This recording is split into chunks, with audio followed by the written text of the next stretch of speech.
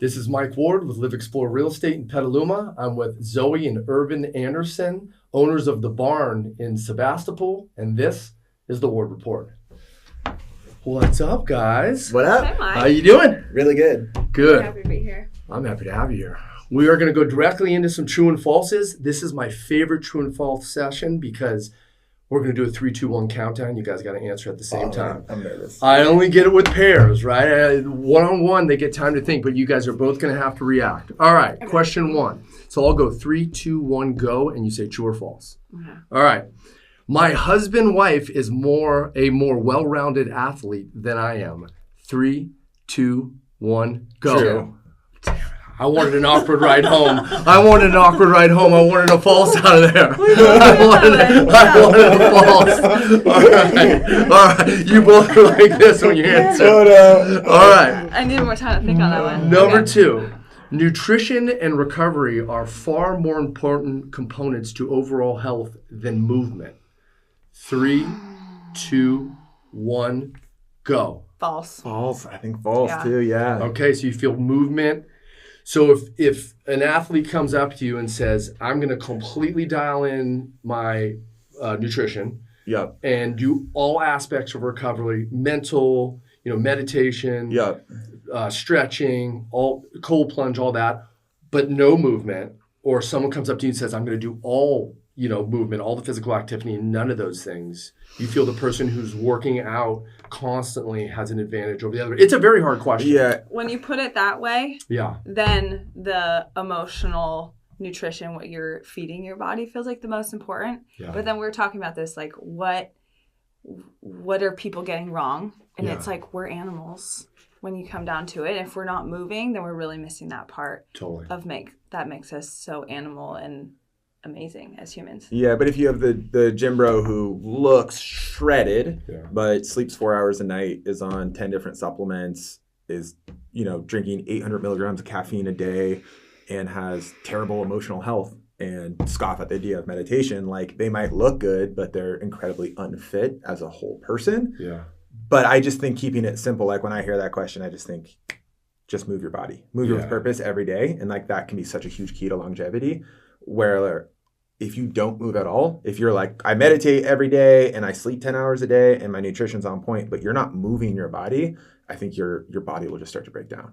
Yeah, so it is obviously a balance. It's a hard chore. And there's a pair normally, right? Like anyone who's moving a lot is usually having some components of like recovery and their aspects. But I don't know, with me being a gym bro, growing up, I didn't do any of those things. Right. There was no recovery, right? And my nutrition was kind of good, but it was whatever. And then as I've gotten older and matured, those components have gotten way stronger. Yeah. Probably outweigh my movement now, right? With the amount of time that I put into recovery and meditation and all these different aspects of health. So it's a hard question, but I want to see where you went. Last one. If you both, I'm really interested in this one actually, because I know my answer to this. If you both are competing in a CrossFit competition and you go into the last workout of the day tied in the rankings and find out your husband or wife's favorite movement is in the final WOD, you are pissed. 3, 2, 1, go. False. Wait. Wife's or husband's favorite movement is in the final workout. So you're both tied. You're going head-to-head for the win. We're going head-to-head. His wheelhouse movement is in it, or your wheelhouse. You mentally going into it are happy or okay, or 3, 2, 1, true, I'm pissed. Yeah, and you? I'm not pissed. You're false? I'd be pissed. Yeah. I totally would. Yeah. If for you're like, what's your best move? Dead or? I don't know. Yeah, if I went in and I knew that was your wheelhouse movement, and I'd be like, oh. Are you kidding? Yeah. Totally pissed. You'd just be happy for me? Yeah, I think I'm gonna beat you anyway. Yeah. It's a tough because I would be I'm competitive when it comes down to it. No matter how much you love your partner, you want to win. Oh yeah. In those situations. Yeah, so I want to be here for sure. All right, we're gonna go. You guys made it to the bonus questions. Bonus round. You can answer these independently because they're probably gonna be different answers. You're shipwrecked on an island with a record player powered by the sun. You get one vinyl record for eternity. What is it? Zoe, I'll give you the start, and then we'll go to Urban next. Okay, I know this one. Yeah. Odessa's A Moment Apart. Okay, why? because I've listened to it so many times and have never gotten sick of it. It reminds me of the beginning of Him and I. Yeah. And it reminds me of sunsets. And it's just like so many happy feelings come to mind. Yeah. You can work out to it. You can chill to it. You can have it as background music. So, yeah. It's all that memory connection with music, right? Of like where it brings you back to. Because all my picks are all moments in my life where I got brought back in. How about you, Herb? Well, it's a little embarrassing because it was the same one. Really? We didn't talk about this beforehand. No, really? Yeah. Oh, that's amazing. I had two in my head. I had Odessa's A Moment Apart or The Devil Makes Three, first self-titled album. It's because I can't remember lyrics to save my life, but I know every single lyric of every song on that album, and there's no bad songs. But that's the same as Odessa's A Moment Apart, and they're completely different styles of music. But like in our household, like that album is on every week. Like, and The Devils, is that Old Man No. 7 album? Yes, they're original. It's so good. It's so good. Yeah. I mean, we got our first dance at our wedding was from A Moment Apart. It's a very special album. Okay. Yeah. Yeah. So same song. That's cool. Yeah. Urban showed me Odessa on our first date. Yeah. I remember being in the car. So it was an actual moment. Oh yeah. It was I can remember the exact drive, dropping her off after our first date, and we were playing it, and it was just like silent in the car, but no awkward silence. It was just. It's a song with Leon Bridges. He's in it. It's called Across the Room, and both of us were just. Oh, I know that song. It's a great, great song. Yeah. And he's super soul. He sounds like Otis Redding. He's just beautiful. Voice in the he's just singing. Yeah, that's a great song. It's kind of ethereal sounding. That album. Yeah. I just remember feeling like we were flying in his truck. Cool song to keep always go back to too throughout your relationship. You know, revisit that moment. Like, oh, that's amazing. Second question. Herb, this is yours. You are going on a 30-day juice cleanse, which I don't think you ever would do. No. What is the last meal you eat before it starts? And you can draw from like anywhere. It doesn't have to be one, standard meal. You can get it from 6 restaurants if you want it. Oh, I can combine it. Which I would. Ooh, yeah. All right. We're going a ribeye. Yeah. And from where? One of the best ribeyes I've had was actually from Casino out in Bodega Bay. People love that place. Phenomenal. Incredible. Yeah. Have you been? I've never eaten there, but I've been there for a beer. It had this like butter chimichurri. It was so good. And it was like the setting, everything about that spot. And it was like a $22 meal that would normally be a $70 meal at a nice restaurant. Yeah. Beautifully cooked, perfect cooked, giant ribeye. I would do that. And then I think I'd have to add like sushi on the side, dude. Okay. If I'm combining from wherever I want, I'm getting like some really, really nice sushi with a ribeye. Cool. I would miss chewing that entire month. So anything that just has max chewing in it, like huge burger, sweet potato fries, and then like a huge salad. I love salad. Where's the burger from? So much.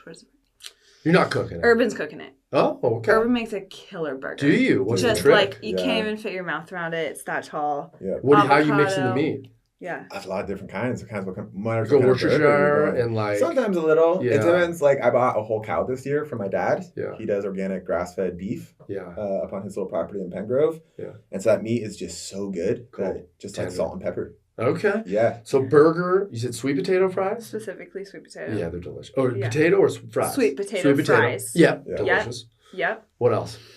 And then just like a bomb, maybe Caesar salad, something I just had to chew a lot because it just sounds so sad to drink juice only. I've never done a cleanse for more than 2 days. Yeah, I haven't done one for one day. Yeah, you haven't done one? No, I've never. Remember when the master cleanse was big? Yeah, and now there's water fast. Oh, yeah, or you could just do water. I can't do any of it. Yeah, my mood variation is incredible without food. So I have to stay filled. My brother just did the walk. He's done it twice now. How many days? 72 hour. The whole one Dana White kind of pushed out and everyone started to do. He saw some cognitive benefits and and some energy benefits. Not Is Dana White healthy now? He is. He's done a total flip. Really? Yeah, he's done a total. Him as like you should see bulldog taking way too much testosterone. I know. You should see the differences. Yeah, he started doing these like red light therapy, working out. That's awesome. He's doing other stuff. It's been a cool transition to see someone with no health and then a total focus on health and what it can do and then putting it out to his population, right? Totally. Because people who look and follow him, he's probably affected a lot of different people that's awesome. to watch it. Mm-hmm. Last question. You can live without working in any city in the world for 6 months. Where is it and why? Zoe. Okay. So I've never lived in a city. For the main reason is that I get super overwhelmed after like 2 days and I have to go back into nature. Yeah.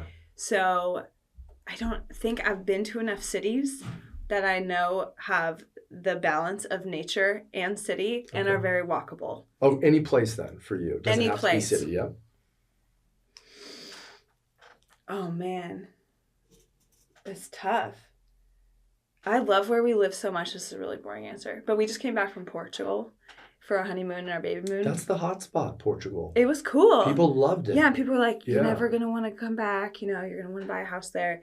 It was incredible, but it really gave us this awesome perspective that the place that we live in has everything that we want. We're near the beach. We're near mountains. We have incredible food. Yeah.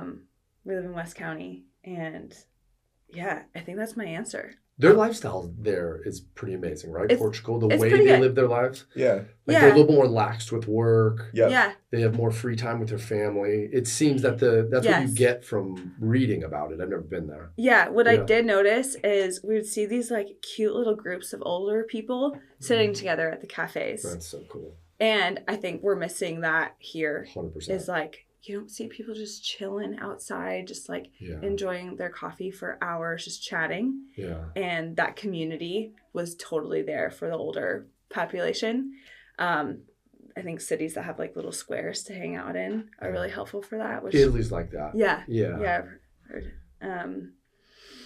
I really want to go to Paris, but I don't know if that's a nature city. That's intense. We went there as well for our honeymoon. Intense. It's cool for like 3 days. Yeah. We stayed like 5 or 6 days, and at the end, it's a city. So it feels like that New York, SF intensity, although it's very different. It's just, I'm not a huge city person. Yeah. Like I like the culture aspects of it, the food, the art, all that. But then after 3 days, I'm like, let's go to the country or let's go to the beach. Totally.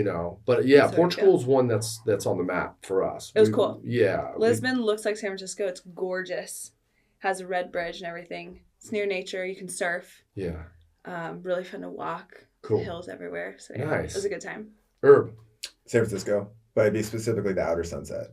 I'm a big surfer. Wow. Oh yeah. It'd be anywhere in the world. Yeah. You've been to a lot of places. I have. For like a big city that hits it all, like SF has its ups and downs and it has a lot of downs right now and stuff, but you go to the outer Sunset and be able to surf world-class ocean beach, go on a run with my dog in a beautiful park that has buffalo in it and coyotes, and still be able to go to see shows, go to performances, eat incredible food, like not that incredible architecture. Like I love old buildings and stuff. There's just not that many places that I could ride a beach cruiser, go surf really good waves, and then like go to a rave that night if I wanted to, and then go on a trail run with buffalo in a city. That's pretty cool. God, the buffalo thing. We had at Marin Catholic, there was a senior when I was a freshman. There's always this like legendary senior athlete, studied everything. Yes. The myth was he would go to Golden Gate Park and he would run in and jump and tag a buffalo and then run away. Did anybody ever see him do it? No, I didn't. But when I walked by me in the halls, I was just like, there was an angel halo around him, just the idea, of going, those things are massive. Massive, dude. And will toss you. I've seen enough Instagram clips to know that those things are not afraid to toss you. Yeah, that's funny. All right, well, both good answers. They're both very different answers. What's your answer? I'm curious now.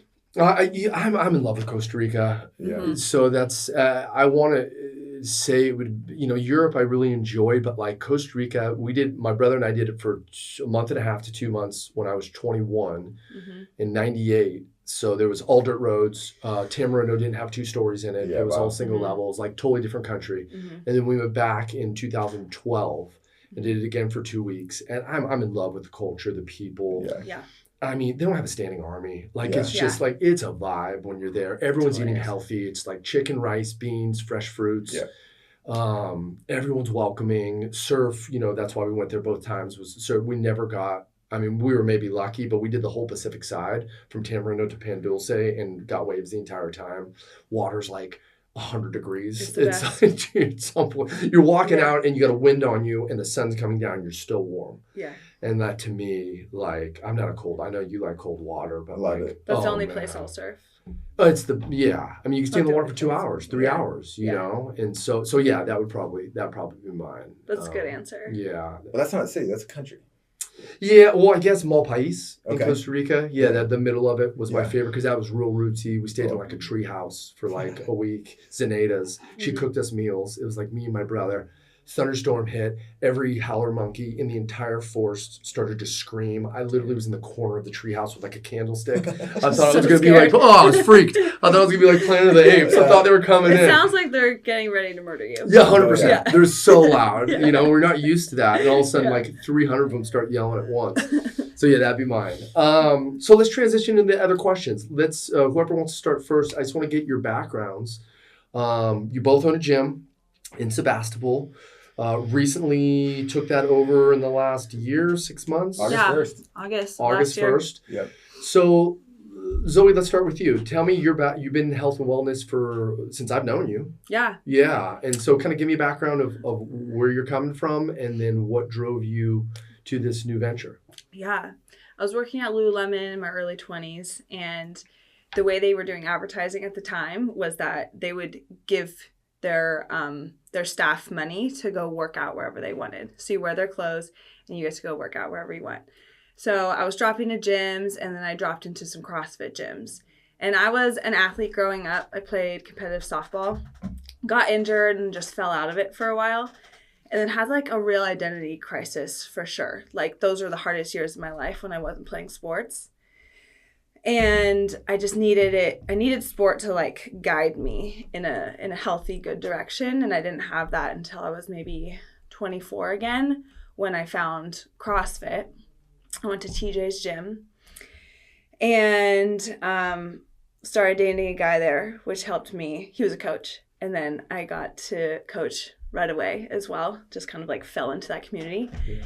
And had worked out most of my life, but hadn't had any professional training. It was just like, go get your CrossFit level 1, go coach, go for it. Yeah. And so I got to learn that way, and loved coaching class, loved the community, loved competing. It was just like, became my entire life. It's what I needed at the time for sure. And you experienced a lot of success in that realm as well. Like you competed in regionals and yeah. After a couple of years, I got to be pretty good. Yeah. Pretty good in our like local community. Yeah. I would say, and CrossFit was so different then. It was very different. It was so now I would have never. It was accessible. It was accessible. More accessible, yeah. But still very competitive. Totally. Yeah. Yeah, I only competed team. Compete as an individual just wasn't my thing. Mm-hmm. And it was more competitive to do individual.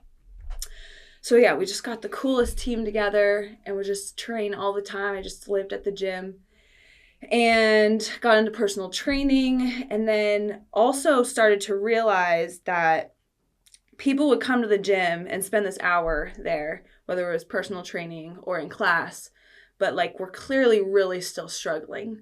So this maybe goes back to your first question, the true or false of like what's more important, movement or nutrition and lifestyle and recovery. Yeah. And that's when I started to get curious of like, what can I do for these people other than fitness in their personal training sessions? Like really ask them questions about what the other hours of their day look like. Obviously, what are they eating? But like, what's their stress like? What's their relationships like? And I just started getting really curious about people. I studied psychology in college, but I wouldn't say I like really learned about humans as much as I did in those personal training sessions. Mm-hmm. And then, flash forward a few years and I started my own little coaching business. Was that out of the house? Out of the, did you go to a shed? Or was this before that? No, this was more remote. Got it. Remote. So I was coaching classes. I was doing a lot of personal training. And then I would do remote lifestyle nutrition coaching. Mm-hmm. I got certified through Precision Nutrition, and then just like so much of my own studying. There's just so much accessible information out there. And got to work with people one-on-one on just what was going on in their life that was getting in the way of them getting to their goals. So got to learn about people even more and behavior even more, and just became so passionate about that part. What were some of the early obstacles that you found consistently in those athletes that were getting in the way of their physical training? You know, was there any consistency within the athletes that you were seeing, whether they weren't taking time mentally to recover or physically to recover or taking time off? Like, did you see any patterns in the people who were struggling more? Yeah, it wasn't as much about recovery as it was how people identified. Like, they didn't see themselves as somebody who could be healthy. Got it. They were trying to do all these things because they were told that was what you do, but they didn't know how to take on the identity of somebody who really cared about their health. So then they would come to the gym, they'd do their workout, and then they would go home and just like blow it because they weren't actually like thinking, why does this really matter to me? What am I being driven by? And those are the questions that I would actually ask them. Yeah. And then that would help them like look a little bit inward about what was motivating them and what was important to them. Like, I really want to look good, and that's okay. I want to look good for my husband. I want to have energy for my kids. I don't want to hate what I see in the mirror anymore. Like, I got to have just really cool, real conversations with people that it would get really emotional, really hard for people to admit, but having like a safe place to talk about that stuff was what needed to happen for so many people, I think, rather than just like showing up to the gym, beating themselves up for not seeing results. Yeah. And then how'd that lead into starting the barn? And what components did you roll over into that, right? You learned a lot. Like, how many years are we talking about with what you just spoke? That was like 24 to maybe 30, so like 6 years. And then we moved to Forestville in 2019, right? Yeah. So you're 10 plus years. 10 plus years. Of experience rolling into the barn. Yep. And then a huge part of my career shift was getting into women's hormones. Yes. Because as an athlete, I had no idea about my period. I knew I got a period, but I didn't really know what it meant. I didn't change anything around each month. And so I would be at this high level competing schedule with men, have awesome days where I would just kill it, and then the next day I would just like break down and cry in the middle of a workout. And Evan's in the corner just like Evan's just killing it. Just doing great. You're like, this is Evan terrible. shows up the same every day, and I'm like, what's wrong with me? Totally. And I was noticing, like, I would wonder what was wrong with me over and over again. And so then like a self-doubt? It was like, it was just a self-blame. Yeah. Of like, it must be my fault that I feel this way.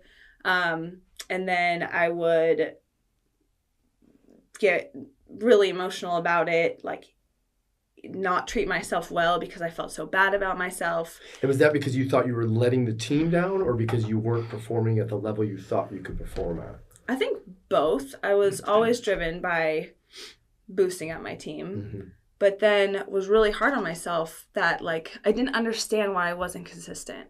I didn't understand why I would feel really energetic and strong one day and not the next. And then I noticed this was happening with other women as well, that not women that were necessarily competing at a high level, just like trying to be fit and look good. They felt like they were always wrestling with their own bodies.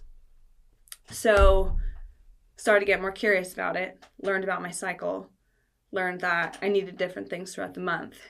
Completely changed my life because I suddenly had more compassion for myself, knew what I needed nutritionally and fitness-wise at different times throughout the month. And then suddenly I just had a better relationship with myself. Fitness became more fun. I knew what to expect. And everything changed. I was like, women just need to know this. Why aren't we taught this earlier? Yeah. So then I started to seek clients that wanted to learn about that. And turns out every woman wants to learn. I'm sure. Yeah. It affects every one of them. Yeah, especially as they age. Right? Yeah, especially as we age. Yeah. But we need to know at every stage because as women, we're often told why our bodies are wrong. And like not understanding how your body works is just another reason to think your body is wrong. Yeah. That's what my issue was. And then I saw it happening to so many other women. How now has that been shifted into a focal point of your business? Like, how do you take that on with your population now from a mass scale, right? Where you're probably doing one-on-ones, but now there's a larger group. Like, what are you doing within your community to put that message out? Yeah. I just normalize talking about the differences of men and women. It's not a secret. Like, I'll say it out loud. If you're closer to your period, you might not feel great in this workout. It's okay to pull back a little bit. Just talk about it in front of the men. Talk about it in front of everybody. That might be weird if I said something like that, right? Yeah, maybe. I don't know. But my point is to educate everybody because we're all around women and how cool would it be if we understood what everybody is going through? Especially the male component to a relationship. If you have more understanding of that, then you can get around a lot more conflict, I would assume, within a relationship. 100%. Yeah. It helped me a ton. Zoe went through specialized training too. She did a 1-year program. Yeah, it was between 6 months to a year. Yeah, for the hormonal cycle imbalance and all that. And the more she learned about it and then told me about it, I could adapt so much better instead of being like, I would always make it about me. I'm like, what am I doing wrong? Or how could I be better? And then I was like, oh, actually, should probably just listen and support her because this is where she's at in her life and this is how her body feels or emotionally or mentally or her hormone. I'm the same almost every day. Yeah. As a man, you're I have a bunch of testosterone in the morning. I want to go break stuff. I want to do this. I want to have sex. I want to eat. Yeah. I need to work out and then I can sleep. And hers is completely different. So the more Zoe learned about it and then informed me, I felt like I became such a better partner. So then what do you do in those situations when you notice that it is that time, right? And she's backing off in a certain way because of that hormonal imbalance. Is it a hormonal imbalance? It's not an imbalance. A shift in hormones? Yeah, your hormones are higher. They're higher. So what do you do in a relationship sense? What are some techniques that you use in those situations where you notice it? And then how do you react now? There's a couple. She's fully asked me before, just be oh, just ask me where I'm at, or ask me if my period's about to start or where I'm at my cycle. And generally, if there's some form of conflict that comes up, then I'm ooh, I think this is because she's luteal or she's 3 days before her cycle's starting. And I tried that once. This is a bad idea. We're in an argument right now. I probably shouldn't be are you currently on your period? I'm this isn't going to work out. What are you saying? Even though she asked me to do that. So I think the biggest thing for me, and I'm such a problem solver. If something's wrong with Zoe, I want to fix it and make her feel better. And my biggest lesson is I don't need to fix everything. I should probably just shut up and listen. Got it. And then, so a lot of it for me is just slowing down and realizing it's not even a problem that needs to be fixed. Her being in luteal or whatever the different phase she's in isn't a problem. It's normal. So just see how I can support better. Just be aware of what just it be aware. Is. And, be oh, okay, I'm queuing in on this. It's not about me. It's about her. Maybe I'm going to go make sure I'm going to cook dinner on time for once. Yeah. I'm going to go take the dogs on a run so she can have some space on her own. I don't even need to bring it up. Yeah. So it was a lot more of me, I think, just having awareness around it and then just looking for a support role instead of the fixer role. It's so much easier for me to be a fixer. For sure. Yeah. And then how have the women opened up in the gym as you've become more open with it, which they're probably not used to at first, right? In society, they're not used to people being aware of that. Yeah. How have they shifted with their comfort levels or their openness or their performance? Yeah, I think just knowing that there's a safe space to come in as you are. And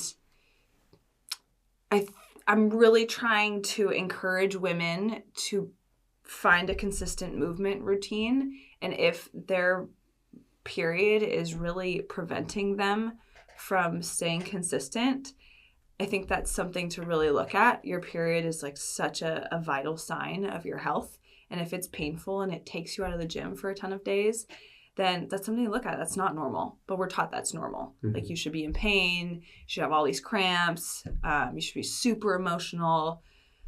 No, that we shouldn't be in pain. We should be able to still show up at the gym and maybe just go a little bit lighter, but still stick to a routine. It shouldn't take us completely out of life.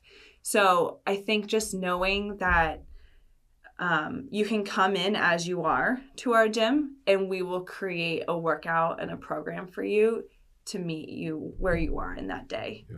And we'll do that for men, of course, as well. So individualizing each blueprint that comes in, knowing that they're different and kind of adjusting who you are as a coach to fit those differences. Yeah. And if you create that expectation of the clients should tell you where they're at. And I think that starts with the coach just like openly talking about or asking questions about where people are at hormonally or where women are at hormonally. How's your recovery? You know, what'd you do this weekend? Where are you at today on a Monday? Do you feel fresh? What kind of, where would you even rate your recovery today? I think that is really an important question to ask and just normalize in a class. Yeah. Have you found in any of those situations, the last question, then I'll go to you, Herb, on your background. Have you found in any of those situations, sometimes when you open the door on a client to business relationship, then like the flood can be released. Oh, yeah. Right? Oh, yeah. Has there been any obstacles that way where you open that door and sometimes emotionally have to take on more than you were ready to take on that day? Huge problem when I first started doing this. Yeah. I felt it was my responsibility to fix them. If they didn't get the results they were looking for, it was my fault. It made my job so stressful and not as fun as it could have been. And then it took the power away from the client too. I learned that through getting my own coach. It's like, if you're trying to fix the client, you're taking away all the power that they have to fix themselves. Mm-hmm. So when I finally realized that and took my hands off like so much control of the whole thing, then someone could tell me anything that they're going through and it's not going to affect me. It's not my problem. I can hold space for it, but I don't take it on as my own. Yeah. So yes, that used to be an issue, but now it's not. It's a good lesson for the kid you got bacon in the stomach, right? Totally. Having them create their own independence to start to figure things out on their own. Yeah, and it's a very hard dynamic sometimes as a parent because you want to jump in and you want to fix. And I've found myself backing away in situations being like, figure it out, dude. Yeah. And then come back to me and we'll talk and reflect. But there's going to be certain things you got to figure out. So it's a great lesson in life. Yeah. Urban, background. What led you to opening the barn and kind of your experience in the last, 15 years, professionally and athletically? Sports my whole life, but specifically fitness was like 8th grade. Some kid told me he was going to beat me up, and I was way smaller. I was like, definitely hadn't hit puberty, and this was a kid who was like already shaving and stuff. Can't imagine you small. Yeah, I was tiny. Yeah. I was like 110 pounds. Yeah. 8th grade, just get made fun of because I didn't have any hair on my legs. And I was like, I need to get strong. Yeah. I remember finding my dad's weights in the garage. I'm like, this kid's not going to beat me up. It's curls. And I literally just started doing curls. And then I saw on someone's AOL Instant Messenger, like, you remember back in the day? Yeah, I do, yeah. And they'd have their profile and it said something about guys with 6-packs. Yeah. And I was like, I got to get one of those. Sure. And 8th grade, just, all right, time to do sit-ups, dude. And that kind of started carrying with me when I went into high school. And kind of as like a moody teenager, I went to a really tiny high school and there was a little gym. And I played soccer, basketball, lacrosse, played sports there the whole time. But I got really into lifting weights by myself during lunch. It was like whatever kind of teenage guy struggles I was going with, I found that when I went and lifted weights, I felt better afterwards. Yeah. And so it kind of came, my first little bit of therapy was through movement. And I had no good training on it. I was like, I just want to be jacked. Just move, yeah. I just wanted to move. And I remember lifting weights way too much before a basketball game. And when it came time to go play, I was like, I'm shot already. Yeah. But there was this really beautiful feeling I would get. I think anyone who does sports, but specifically with lifting weights, that would like get my anxiety away. It'd get like my frustration, this like broody teenager would just kind of disappear when I go lift weights. And so that carried with me as I became more of an adult. And then I got my first intro into CrossFit. I was firefighting for the state for CAL FIRE up in Mendocino. You're a firefighter as well. I'm a firefighter, yep. Yeah. That's my full-time gig. And so I was like 23, 24, working as a firefighter for the state up in Mendocino, and had a captain who was a CrossFit coach. And so he put on these little CrossFit workouts for us. And I started like learning how to do power cleans and these different movements, and was like, the competitive background I already had just linked straight into it. And I was like, this is awesome. Mm-hmm. Then got hired full-time as a firefighter here in Petaluma, and I dropped into your gym. Mm-hmm. And first day dropped into it was like, this is so cool. And people have told me CrossFit for a while. And I just been like, I didn't have any money. I couldn't afford it. Whatever excuses I kept making up. But I was like, I don't need to do that. I don't need to do that. And I took one class with you. You called me like the next day. You're like, bro, when are you coming back? Yeah. I'm like, I'm about to go to Nicaragua on a surf trip. You're like, as soon as you're done, come back. All right. Came back in and was like, the second class I took, I'm like, this is the coolest thing I've done. Because you were already pretty dialed when you came in from a movement perspective. Like I was a rock climber. Was good. Your strength was good. You just didn't have the community. Didn't have the community, and I didn't know a lot of the movements, though. Like, I was doing... You picked them up fast. More traditional stuff. I had learned about power cleans. I never snatched, never done a muscle up, never done those things. But I have this, like, innate drive, and like, I love competing. And it's so fun. And to all of a sudden drop into this... And I love learning new things. And so dropping into this gym, it combined awesome community, good coaching, really cool movements, and...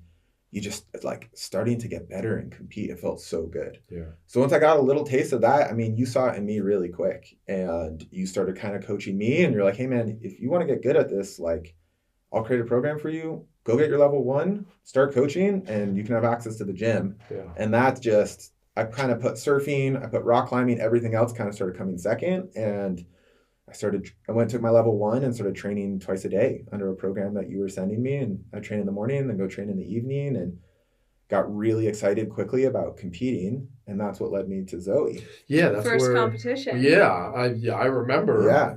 Because I went up to you. Yeah. And we had a conversation. Oh, yeah. Has he ever told you that story? Yeah. Yeah. Oh, yeah. That's awesome. You told him about me. Well, yeah, he saw you. And then I went over and he's like, what do you think? I was like, yes, and don't fuck it up. The quote, you know what I mean? the quote that Mike gave me was, "You better marry that woman." Yeah. Oh my god. Well, I just always had such a respect for you, and just felt you were the full package, not just from an athletic standpoint, but just a nice person and easy to be around. And I liked you and had such a respect for you. I was like, Anna had told me that too.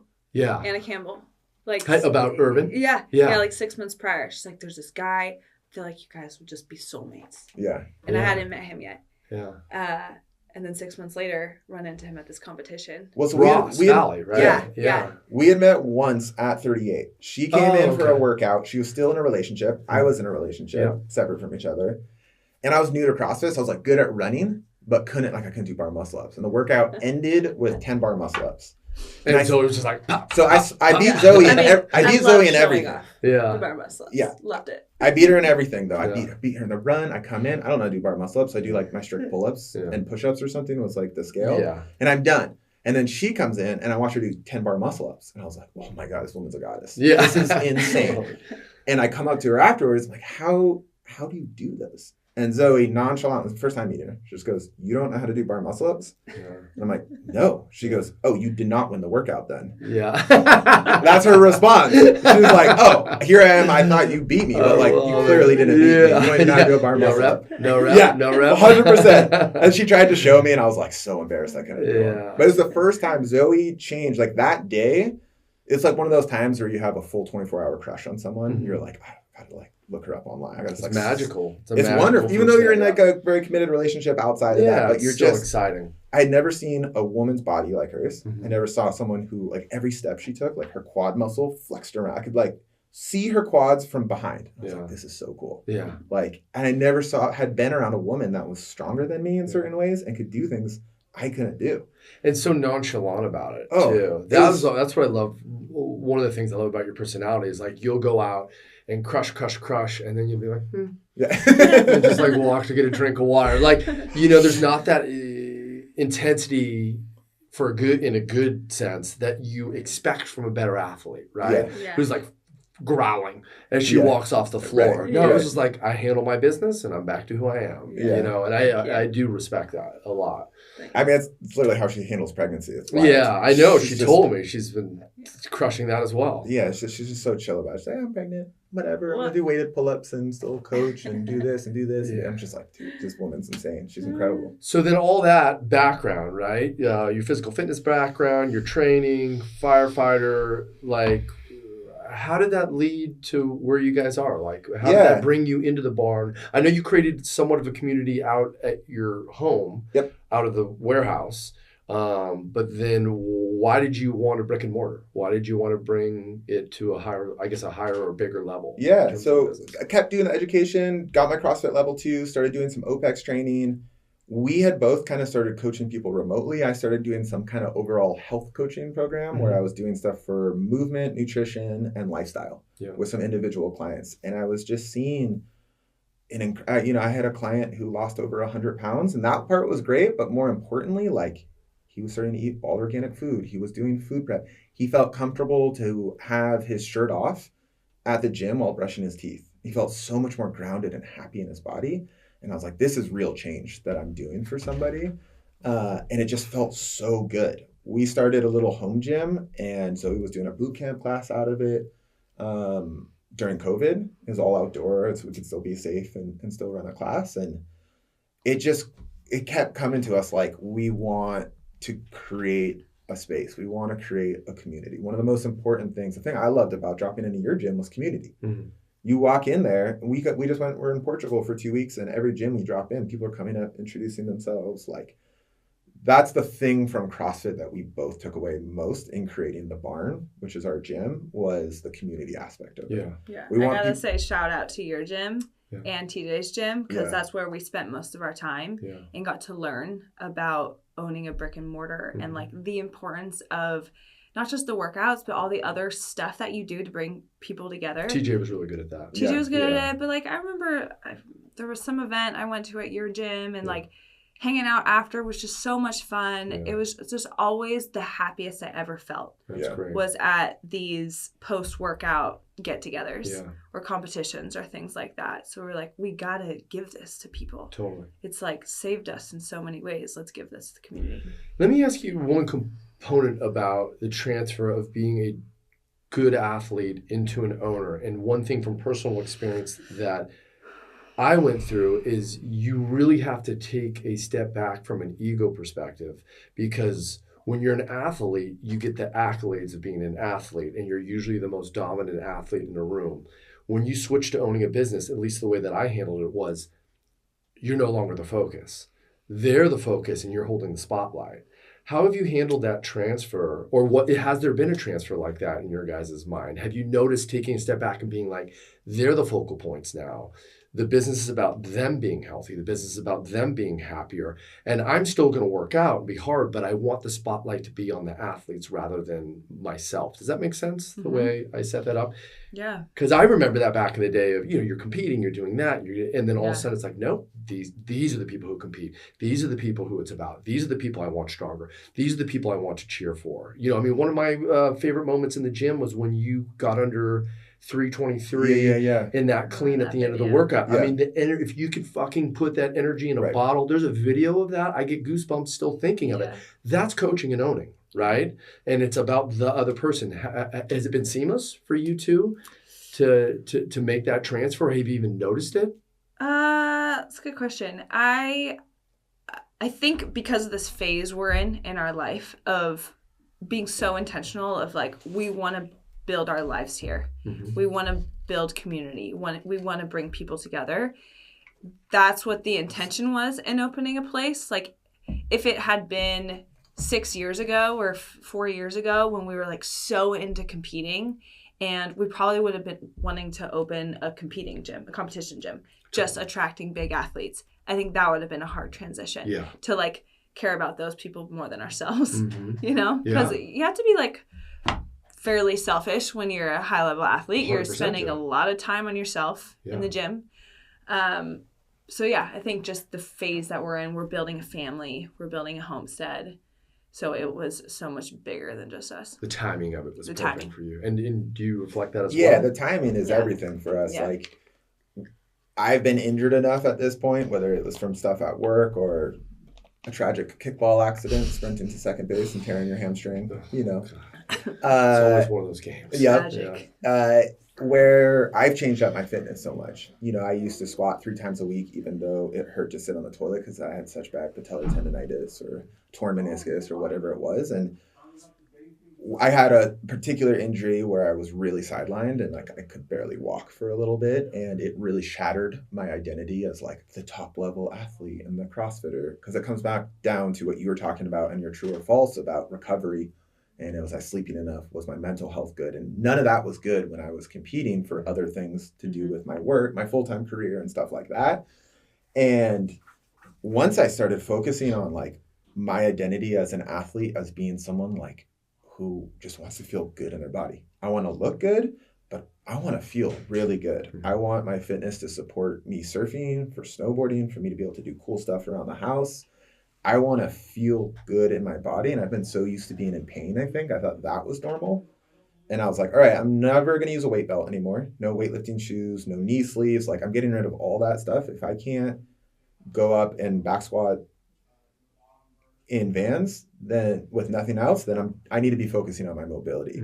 And once I allowed my like competitive ego, which still fully exists, like I love dropping in at a random gym and seeing if I can like beat their top athlete. 100%. It's awesome. And that's not going to go away. Yeah, there's nothing wrong with that. But I think for both of us, we started focusing on our training, like way less CrossFit and much more of the aerobic functional bodybuilding style, and then still bringing in high intensity intervals, still bringing in a Metcon a week or something like that, but really looking at a more full spectrum approach to our health. That's what got both of us really jazzed on opening a brick and mortar, because we hadn't really found that anywhere we went. So then how do you bring that to your community? Like, what is a balanced athlete, in your opinion? Someone who walks through the door in 1 year, you know, if they come in and they're not moving, they're not eating right, they're not doing, you know, all these extra components, like where do you want an athlete to be in a year? What do you feel is a balanced athlete under your roof? I want them to have fun. I want them to fall in love with movement. That's really important. So like we bring a lot of fun to our classes, bomb music, little dancing in between. Yeah, that's wrong. Reps for sure. Yeah. Just not taking it so seriously so that people can just have a good time. And then we offer a lot of lifestyle advice and consulting as well. Like we run nutrition workshops. Cool. We're getting a masseuse in who's renting the space. We're going to start yoga in there. So just like giving people access to have the tools to feel really well-rounded and supported. And just know that they can come with any questions, and if we don't have the answer, we'll help them find it.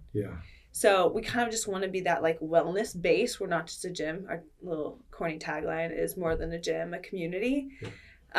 Just a community of resources for people. And like people are learning from each other. Like we're just keeping conversations going all the time. That's so much bigger than just the workout. So, Urban? Yeah. Add on that? I mean, I totally agree with that. And to go kind of more back to your original question of like a well-rounded athlete is someone who is curious what their body can do, is always looking to improve on that, is open to new modalities, you know, whether it's like we're going to do some weird animal flow thing we found on YouTube and try that out for a couple of our warm-ups. And then we're going to still do some back squats and do kettlebell windmills and bring all this in. But I think it's someone who feels good. They're confident in their body and knowing what they can do, right? So they're mobile, they're strong, they can push their limit in a short workout, they can have a long sustained aerobic capacity, but it doesn't have to be on this like grand scale. It's to support their life outside of the gym. And I think it's easy to put your pressure on yourself, even no matter what level of athlete you are. I think what makes a lot of gyms not accessible to people is it's intimidating. And so taking the intimidating part down and being like, what do you love to do in your life? Come learn how to do that better. Learn why a single leg Romanian deadlift will allow you to reach down and play with your kid better and feel safer and more confident. And that's what I think our gym's all about. And that's the way we program our workouts. So let's get into that then. Let's get into programming, because I love the minutia of programming. I was passionate about programming. It's one of the things I miss most about the gym. Totally. It was like I used to have this calendar. It was those oversized calendars. And I would sit and I would program out a cycle, right? And then if you looked at that same program a month later, it looked like my 5-year-old took pens and knives to it, because it looked, you know, it would constantly evolve. And I would get the feedback of the community the next day or the next 2 days. Oh my God, I had this program, but we overworked your legs on Monday. You know, I didn't think those wall balls would have the effect they did. So then I'd have to change it and it would, you know, domino down. How do you guys go about programming?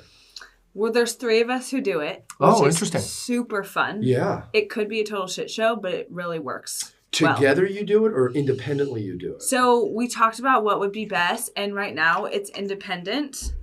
Each week we will build off the last week of what the last person did, but then we have like a meeting before, change things as needed so that it's approved by the three of us, and then send it out. And it's so fun for the clients to be like, oh, this is a Zoe week, isn't it? You know, oh, we got that chest pump, must be an Urban week, you know, and it keeps us learning constantly, because whenever I do programming for too long for one person, I'm just like bored with the way I do things, and you need to get inspired by other people, and social media is awesome for that, for like learning about different ways. But yeah, that's how we've been doing it. Well, I love the checks and balances aspect of that, because me, who programmed by myself for a decade, you can gravitate towards the things you like. Right? Yeah. That's natural. So to have someone else being like, well, you know, that's great, but like, did you think of this? Or maybe this would transfer better the next day. I mean, it's an unbelievable approach. And then the other component of that can get tough is like, you know, you're in a band and everyone's writing the song. It's like, well, you want your piece in the song. Right? Yeah. You know what I mean? You're like, well, no, I think this line's better. Yeah. So that's also another great teamwork component of people working together. What's your We came up with a really solid structure. We brought our good friend Chris Esquivel on, who's like, it's just such an amazing resource for us. We've been good friends with him for a long time. He's a health coach, functional medicine health coach, CrossFit level 1, CrossFit level 2, has been coaching for a long time. Yeah. And so basically, like, I'll take the first week, I do all the programming, I have it in our app by Thursday, and then by Friday, all of the other coaches have reviewed it. We do a quick meeting on it, say like, yes, this is good. Hey, we have too many push-pull days in a row, whatever. We'll do our tweaks. And then Saturday, we have 2 other coaches as well that we hired that coach classes. So then the week's worth of programming gets sent out to the 5 total coaches, movement links and everything else. And then the next week switches to a new coach. Do you take feedback from the coaches you're sending it out to? Totally. Is there an open dialogue? Absolutely. And from members, from clients that we're having. And the thing we encourage most is for all of our coaches to work out at our gym. Yeah. Like, we have an awesome home gym, but I coached yesterday morning, went home, did yard work all day, and then I went back to take the evening class, which Zoe was coaching, because I wanted to be hanging out with our members. Totally. And I basically follow the Barnes programming almost entirely. I add some extra mobility and like my hip cars and these other things that I'm trying to become. I used to not be able to put my hands over my head, you know, and I'm trying to feel a lot better in my body. So I'm doing some added stuff, but for the most part, I just follow the barn, and it works. Yeah. So our breakdown is, we do Mondays and Wednesdays. We call our body armor days, and it's much more that functional bodybuilding approach. There'll be like a couple different supersets that are, you know, I can give you an example of like a single leg Romanian deadlift and then a alternating top down bench press. Mm-hmm. So a pull, a push, a lot slower tempo that's really focusing on quality of movement. Even if you saw like a 15-minute AMRAP in there, it's not for time, it's for quality. Got it. And so it's taking that 1-hour group CrossFit style class, but bringing it into like getting a pump in together. Mm-hmm. It's really interesting. So you got that community side of doing something that might feel more traditional in a traditional bro gym, of doing a couple different supersets together. But most of the Mondays and Wednesday body armors is about building resilient joints. Mm-hmm. It's doing a lot of the knees over toes stuff, like lower back stability stuff. Yeah. And then we'll put in a little spice at the end, whether it's like an 8-minute EMOM of assault bike and wall sits. Something that will still get your heart rate and up. Inadvertently, you're also creating community within that, because in that slow progression of movement where it's not an intense 15-minute AMRAP, you're bullshitting. Right. You're talking to your partner, you know what I mean? Like it's an event rather than a workout. And 7 minutes in, I can see like, hey, I noticed that 15s looked pretty easy for you last week. I bet you can do 20s. And I think we can just track clients' progress so much better in these kind of workouts. Whereas when we were in Portugal, we were dropping to gyms. Literally every single class was like 21:59 of some like overhead squats or squat cleans, and then something else. Pull-ups. 2010 main page program. Yeah, it was. I did 3 1-rep maxes at 3 different gyms. And I was like, I haven't lifted heavy in like 3 years, you know? And it was great. I still hit my old numbers, which was wild. It's amazing what you retain. I'm even figuring that out. And it comes from this much more full spectrum approach to making my body feel good. Totally. Like, oh, I have better overhead stability. I haven't squat snatched in 2 years and I can still hit almost 2 plates. Like, that's amazing. Yeah, that is. You know, and pain-free. That's the biggest thing. Totally. Yeah. So Mondays, Wednesdays is this body armor approach. Tuesday, we both took class. Zoe coached. No, you did. I wasn't there. I took class. Great class. And it is like a strength portion with a high intensity interval. Okay. You know, so we had 3 wall walks and a 12 heavy kettlebell Russian swings, bike in the remaining time for 130, 1-to-1 work to rest ratio for 5 sets with back squat to start. And then our Thursday is a similar, we call it build plus endurance. So it'll be some strength portion and then a longer, maybe it's a 25-minute EMOM. Love EMOMs. We do a lot of EMOMs. And a more aerobic building. Friday we call our functional pump. Cardio pump day, which is really fun. It's like machines and bodybuilding together. So your heart rate stays high, you're sweaty, but you're also slowing things down, stabilizing, getting strong. Yeah. It might be 3 8-minute EMOMs and they're like supersetted. So it's bike with Bulgarian split squats, ski with incline dumbbell bench, heart rate high while building muscle. Yeah. And are you also setting up the programming consistently week to week so that athletes know what's coming and can choose? Is that part of the philosophy, or is it because of the way that it lays out and its physiological benefits for the body? Or both? Do we put the workouts out to the public? Can they see? It sounds like Monday's a certain style, Tuesday, Wednesday, Thursday, Friday, every day. So people know what's coming. Yes. Where traditional CrossFit would be randomized and there'd be some science behind it, but you wouldn't know what was there. Right. Right. So was that part of the component, or is it more just for a balanced athlete? You want to set it up this way for a balanced athlete. It's not so much for the choice. It was for the balanced athlete. Yeah. I think our demographic is just a normal person that wants to feel and look good. We don't have a lot of competitive athletes that come there. We have a lot of older communities that come in. And for instance, we have not introduced barbell snatches or overhead squats yet. We're just hammering shoulder mobility, overhead stability, overhead strict pressing. Yeah. Same with pull-ups. We did butterfly pull-ups and kipping pull-ups in Portugal, and we just were so sore for so many days. And I haven't touched a butterfly. I can't not tell you the last time I did a butterfly. It's just pull-up. why I do everything strict. Exactly. Right. We only do strict pulling. Yeah.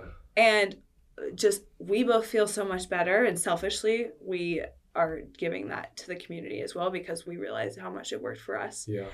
Are you going to introduce overhead movements at any point, or are you going to... Like a snatch and overhead squat? Yeah. I think overhead squat is next. Yeah. Totally open to that. If we see that most people can do it, then I'd be open to snatching. Yeah. But we're just getting to the point with our community where people can lock out overhead. I think it's brilliant. You know what I mean? That was my arch nemesis when I first started CrossFit because of shoulder mobility was the overhead squat. Yeah. And I'll never forget in a competition at TJ's gym, I whipped through the first 3 movements and the end was 20 overhead squats. And it was like 95 pounds. And I was dropping the bar every 3 reps. Yeah. I literally was just, just coming forward. Just the shoulders were giving out. So I do think it's a very interesting strategy at building the confidence and the structure first. Yes. And then introducing it in. Now, what will happen when the population is at the point where they can overhead squat and a new athlete comes in?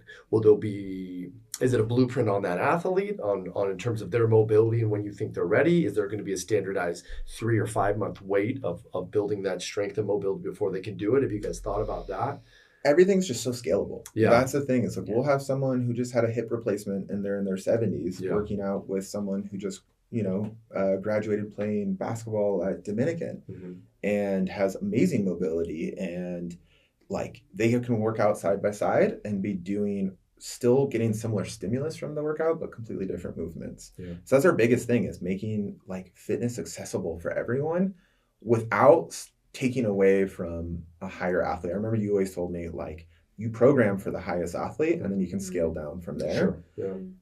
But again, it's going back to what you said of like what a high level athlete is, because it's not Like if you want to be a super high competitive CrossFitter, like our gym's not going to be for you. You're gonna be like, oh, we're not doing ring muscle ups multiple times a week. It's like we've never programmed those. You know? I almost think that portion of the population's gone now too. And there's everyone had dreams. Yeah. I mean, it was the Wild West at first, right? I mean, when I first started, it was like, here's a whiteboard. I'm just gonna throw random shit up there, and then do it, and then you're gonna feel like you're dead for 2 days. If you're not dead, it didn't work. It didn't work, and it's evolved so much from that point, and I feel like the more elite athletes, they seek out where they need to go. Right. Totally. You know, so. And that being said, you can be an elite athlete and like come drop in our class and you can get so much out of it. I bet. You can get so much out of it. You can push as hard as you want or tone it back as much as you want. All of our coaches are really knowledgeable in scaling options and everything else. And that's the thing that we've done, I think, a really good job of is there can be a competitive vibe,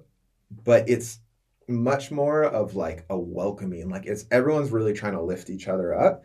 Like we don't ask for people like, how many rounds did you get on this? Like as a coach, I'll walk around and push someone and it looks like they need a little pushing. Hey, I'm going to set this heavier dumbbell because I know they're capable of it. Or, hey, I'm going to encourage them to get the same amount of calories on the rower or whatever that is. But I think taking some of that just like, it can cause a lot of people to have anxiety to the point where they don't want to go to a gym. It does. Yeah. And the amount of members we've had join our gym that had never done a traditional gym before because they didn't like this intimidating, like just meathead vibe. And doesn't mean like, we literally will program on a Friday, the end of a workout is an 8-minute full pump session. Because like, it's the weekend, y'all, let's get jacked. You know? Yeah. And you watch people who've never experienced that want to get jacked. Totally. And it is so fun. Yeah. It's really fun. I'm hearing a lot, especially from men, like the partners will come into the gym and then they'll be like, my husband or partner, he'll come in when he feels like he's ready. Like he has to get fitter before he can come in. I would hear that all the time and it would kill me. And it bums me out so much. It bums me out. I would hear that so often. Yes. Or I would have someone come in, do a workout. And then when I followed up with them, they'd be like, I'm not ready yet. I was like, no, dude. Like you're ready the day you want to be ready. You're here. Yeah. And so it was like, here's what we do to scale and here's what we do to build you up. Yes. But there's that ego component where they don't want to be next to their buddy or someone else who's repping through something and they can't do it yet. You know, so it's partially on them as well. It's partially on them for sure. It's partially on, I think, the way some gyms program with these 4-time workouts and these racing workouts. Mm-hmm. We do a lot of EMOM interval style or AMRAP style. Yeah. So no one's like finishing before the other person. Got it. And that was really important in our programming so that no one felt like they were always last. Yeah. Because that would suck. Totally. Like they don't want to come back. Yeah. So really trying to get the word out that you will get fitter at our gym, but everybody's kind of on their own journey. Yeah. It's never a race. Yeah. Yeah. And that adds to the community and the feel of the community, right? There's the programming aspect, which is vital for health and, you know, progression and strength and all these things that you can equate and measure. But then there's like the community aspect, right? And I know when I owned my gym, like, that probably took as much time as the programming took for me, right? Because like you're constantly thinking of ways to innovate your community and bring people together from all different walks of life. You want them all there. Holding events is unbelievably draining as an owner. Right. You talk to my wife who came into my life 2012, 13, and then, I had the gym till probably 21 or around then.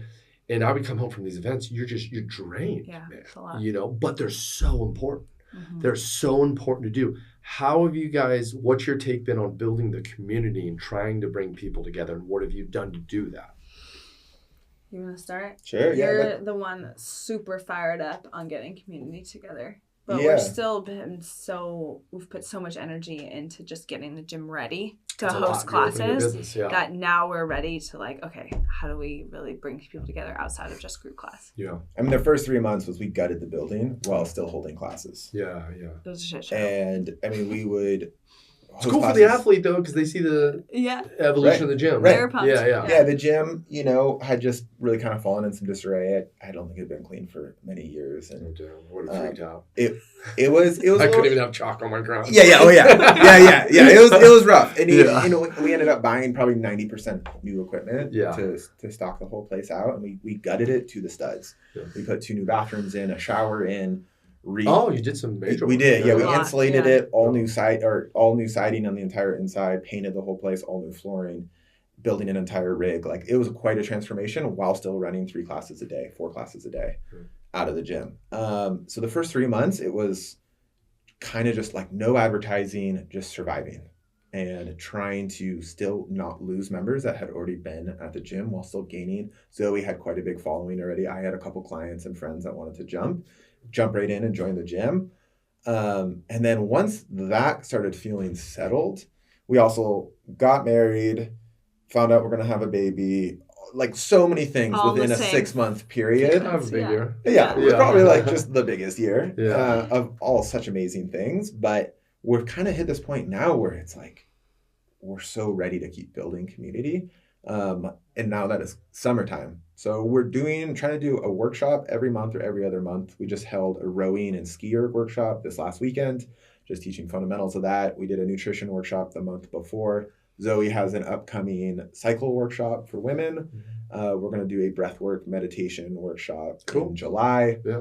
And then outings like going to Regal Park, doing a barbecue and lawn games, doing a movie night, going out wine tasting, trying to get people outside of the gym. Yeah, they're massive. To start, it's a big deal. To start interacting and getting to know each other. And what's so fun for us is now that we know, like, just so settled and grounded in our lives and starting to raise a family and be in West County, it's like we're getting to meet all the other small business owners who are joining our gym and other families. And it's just, our community becomes just a larger extension of us and our family. Yeah. So the more we can get involved in it. So we're kind of just, I feel like, at the very tip to start really launching off and getting a lot more community stuff. Our one that we're really excited for, we're doing a Pride Day. And we have a drag queen coming in who's going to host a 90-minute workout and just talk mad shit to everyone is what she's known for. Yeah. Big, we're going to have a DJ, do a big production for Pride. Cool. That'll be, I think, the second week in June. Yeah. That's something that is going to be kind of our first really big production event. Yeah. And it's going to be a fundraiser for a local nonprofit for LGBTQ+, that whole community. And we have some amazing members who are helping organize it with us. And so that's the one that's upcoming. We'll get some stuff out on our Instagram and our email thread so people can come join. It'll be really fun. Yeah, the only advice I would give with any event is don't have expectations. Yeah. Right? I would put a lot of pressure on myself of everyone being there and everyone having the best time. You do the best you can do, and the people that come will get the most they can out of it. Yeah. And someone always will, but if it wasn't like everyone in the gym that was there was like, well, where's everybody? Why aren't they coming? Let's go. You know what I mean? And, certain things draw more things. Like our Christmas party was always super packed, but then we would do hikes and there'd be like 6 people, but those 6 people had a great time. So it's just like you can organize it the best you can, and then whoever shows up, and you do the best with them that you can. Yeah. How about you? From a community component, can you add anything about that of where you want it to evolve to, or what you think is important?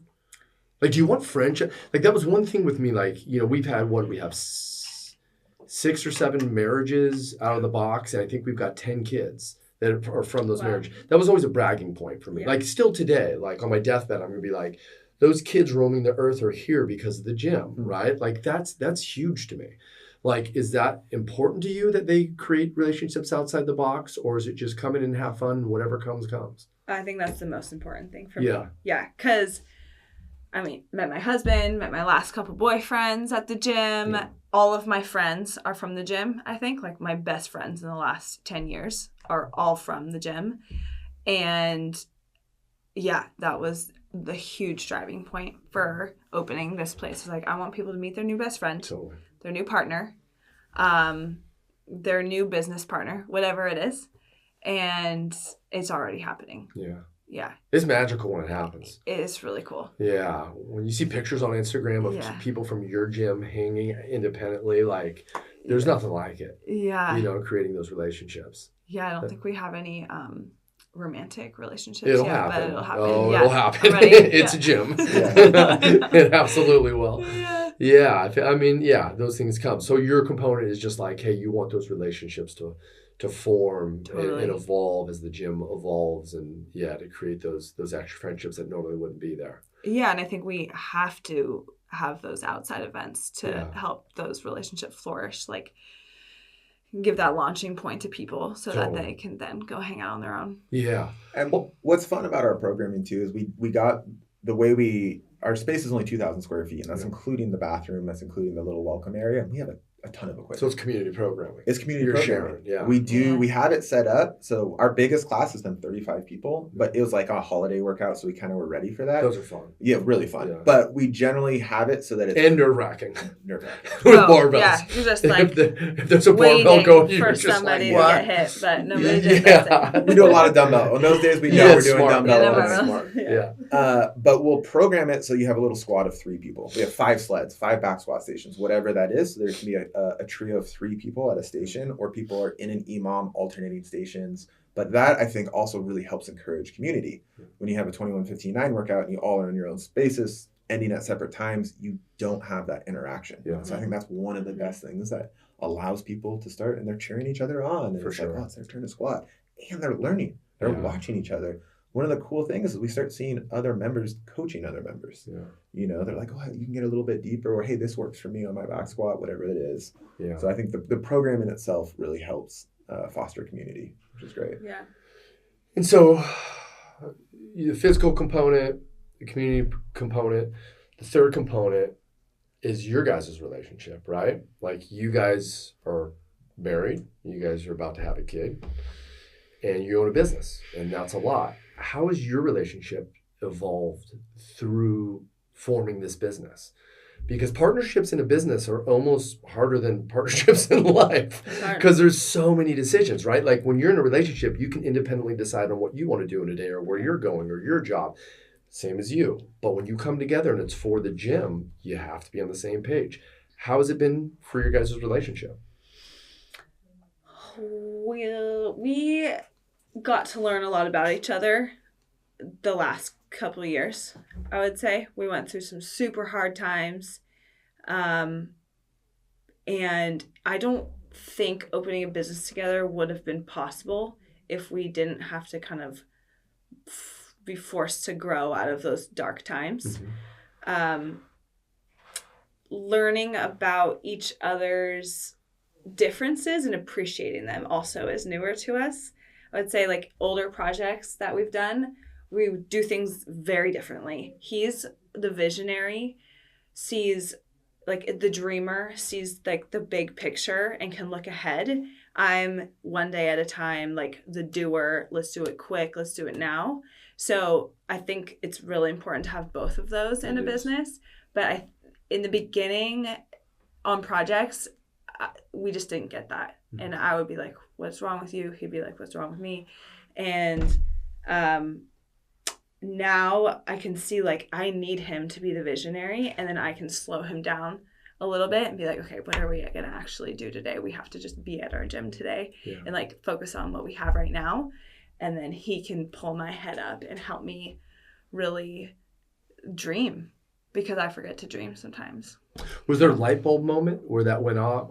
Like, often you realized, like, okay, this is what we are, and here's the partnership, how it's going to evolve? Or was it a slow evolution of, like, just figuring it out as you went?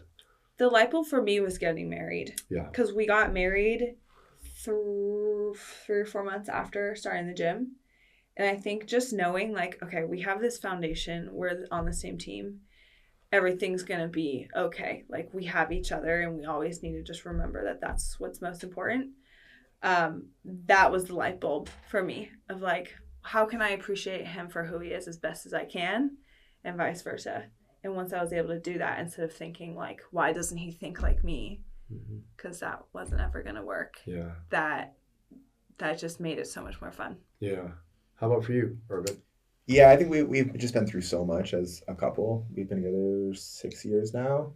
And if we had talked about doing this for the last couple of years. We started our brand, which is called Holistic Strength and Nutrition. That's our LLC. We operate as the Barn, a fitness collective, but we started that maybe 5 years ago and had talked about a brick and mortar and all those things. And I think if we ever tried to do it back then, it just wouldn't have been successful the way it is already now for us. And I think it just comes from like when you have someone in your life who's your person and you go to the absolute bare, most vulnerable part of you and you truly start to see each other and then go through whatever it is you need to. And for us, like I hit my absolute rock bottom in my life. And it was the thing that I feel like saved my life because I was able to come out of it in a really, for me, the most wonderful and beautiful way. While you guys were together?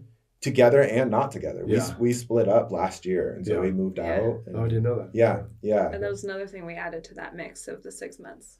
Yeah. Just breaking up. Yeah. Missed a detail. Yeah.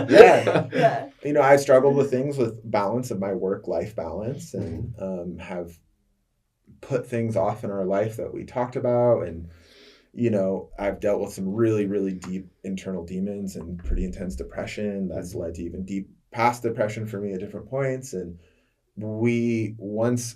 I think we hit this point in our relationship where, for me, I know I can speak on my side when I was able to like actually see myself and my roles in our relationship and all these huge things that I needed to work on. And they're going to be things I need to work on for life. But once I actually opened up the conversation with myself to be just like, I just want to end every day feeling like I'm in love and happy. And I was so unhappy and in love with myself for the last couple of years that a business could never have worked. Yeah. And once I started being like, damn, I am just filled with gratitude and love and happiness at the end of my day, even if I had not like a perfect day, we had bad days. Even on the end of a bad day, I feel that way. I could show up in my relationship. I could show up for myself. I could show up for a relationship. And now I can show up for a business. And that's what's made it so well. Like if me and Zoe disagree on something, immediately, like no matter how I'll check in with her cycle. No. And wherever it's at, though, like whatever our disagreement might be on, we can quickly just be like, yo, same team. And we'll literally say that. We'll be like, hey, really we're on the same team. That's a good. Because no matter what, it's like our safe word, you know? Yeah. Not in the bedroom. That's a different safe word.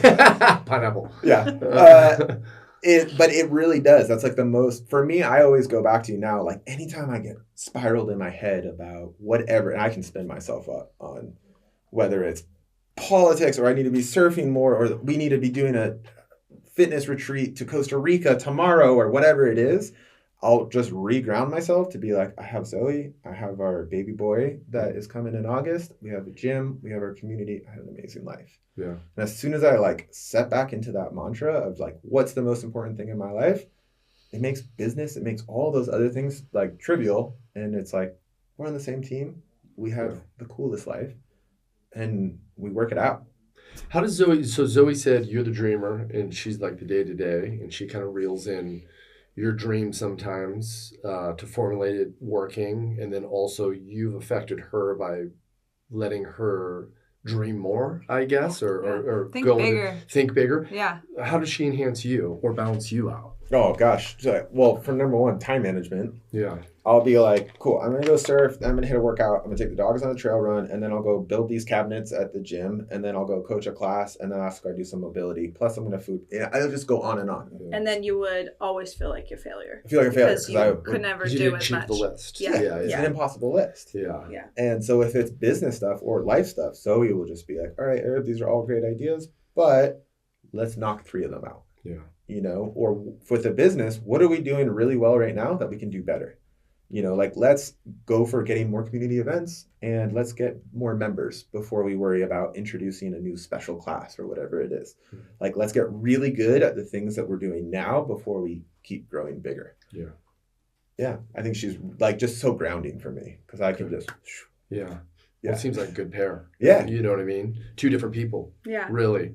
Yeah. That balance out, that's what relationships balance. Yeah. You know, being, I guess, open to be balanced, right? Because some people that's aren't. A big one too. Yeah. Some people don't want to be balanced. So I think the moment you find like some benefit in the balance that your partner's giving you. Like, I mean, God, the world is your oyster as a couple. I mean, because there's always ups and downs, and life brings ups and downs. Your job, your business, the kid, once the kid comes, the challenges through that. But if you can keep, I love that thing, we're on the same team. Yeah. That's a great saying. I might steal that, because there are moments, especially when you're parenting and you don't, I mean, you know, as a firefighter, not getting sleep. I didn't know that. Yeah. And then when you're not, you know, my youngest, you know, slept, he was up 3 to 5 times a night for 3 years. Oh my God. And like when that's driving you, your job's driving you, and this and that, and you hear about, you know, Israel and, you know, and all these different things, and you're spun out, like being on the same team is everything. Yeah. Knowing that person's there, you know, on your back is everything. So a couple more things, couple more questions. One, I want to get into the PTSD.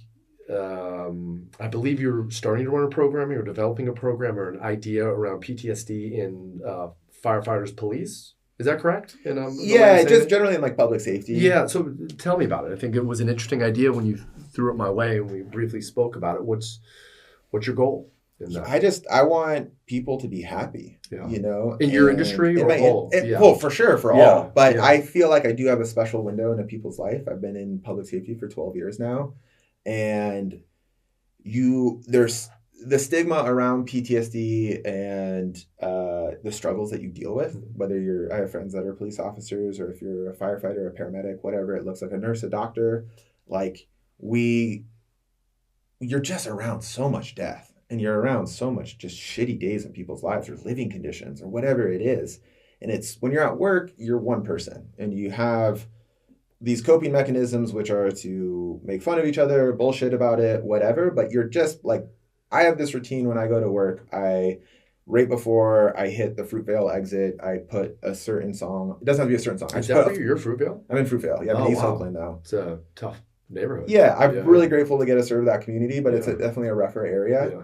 And I put a 4-minute song on. I take my wedding ring off. I put it in my center console, and I like switch into Fireman Urban, where it's like, you gotta be this impenetrable wall, right? I have to go talk to a mom whose 13-year-old hung herself in her closet in the middle of the night, and her mom found her. And I go in there and I have to tell her, your little girl's dead, we can't do anything. Meanwhile, her dad's vomiting in the corner, punching holes, and I have to let none of that touch me. Mm-hmm. And I didn't know how to turn myself back on when I would come home.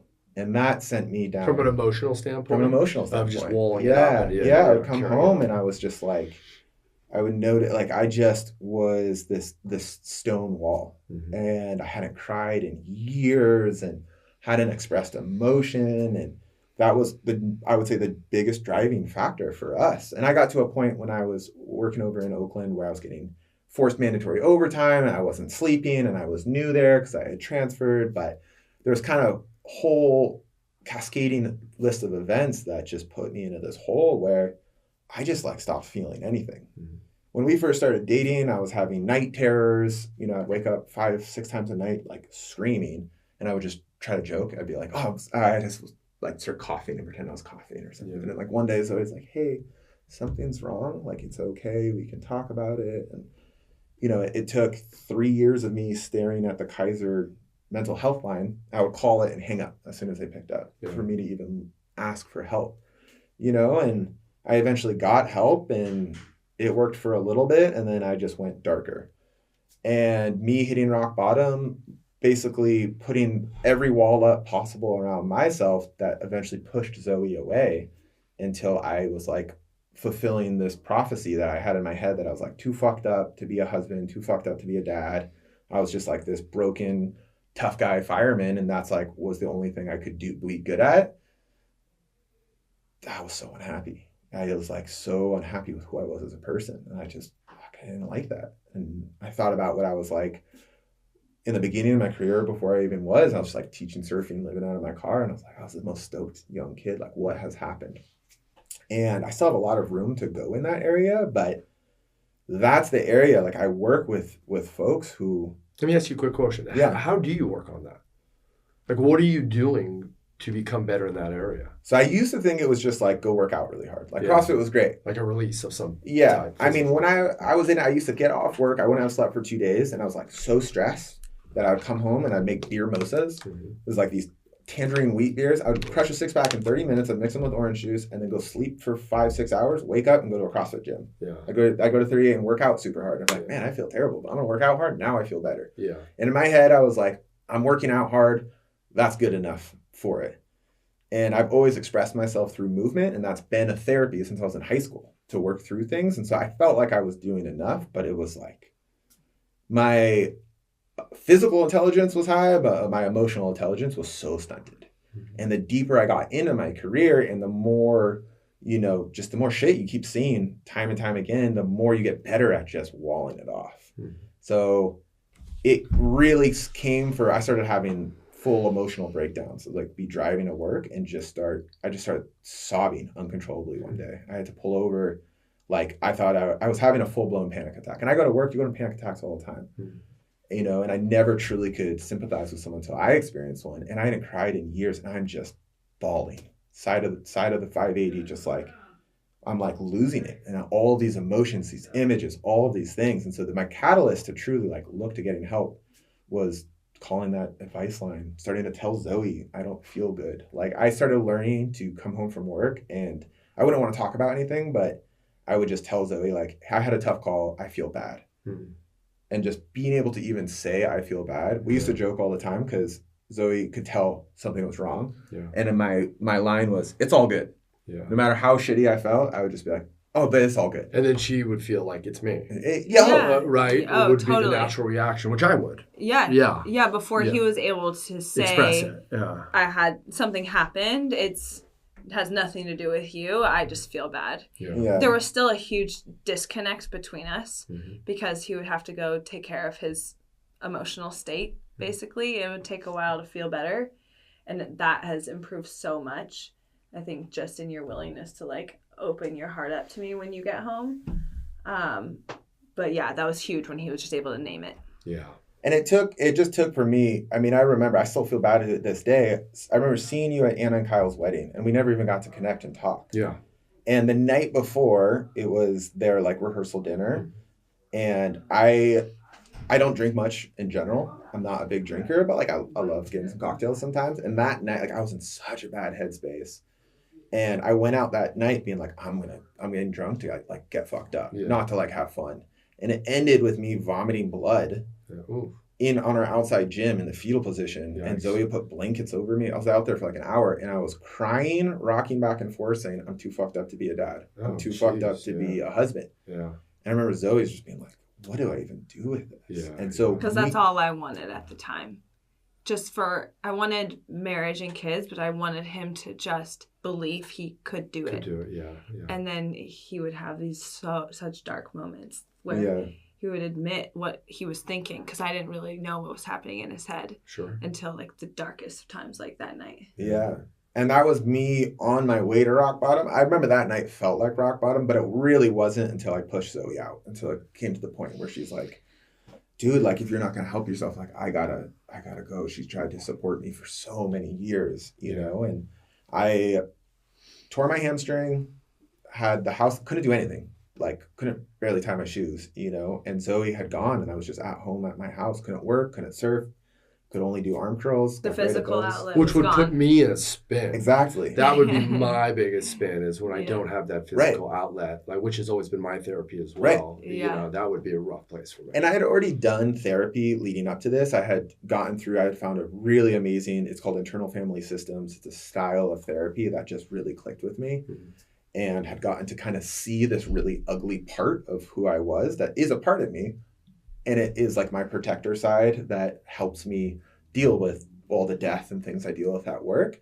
But that part would come over when Zoe would be like, want to have a vulnerable conversation. I'd be like, stone cold killer. Yeah. And so I learned through therapy how to deal with that part, but I still didn't have the tools ingrained in me. Yeah. And it caused me hitting this like deep rock bottom. And my rock bottom could have gone two ways. It could have been like, I'm moving to the city. I'm going to just be this gnarly fireman who has no emotions, party, whatever. Just a robot for the rest of your life. Yeah. And I just remember we're putting this orchard in at our house, and I was like sitting in this area that the orchard wasn't in yet.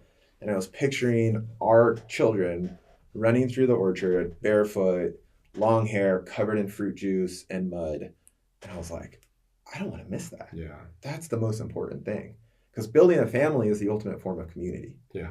It just is. Like, and I love community, but I had been isolating myself so much. This is a long story long, but that's all good. Yeah, we got essentially that was what led me, like, once I hit that true rock bottom, I was like, re-hit up my therapist, got directly into therapy. I started talking to people. I was just like hitting up old friends I felt like I had been terrible to. I reached out to every one of Zoe's family. I was meeting with them in almost person. Like an AA. It was almost like a recovery. Isn't that a recovery kind of process of reaching out, making amends? Yeah, that's interesting. He did it to everybody. Yeah. I talked to every one of her family members and was meeting them in person.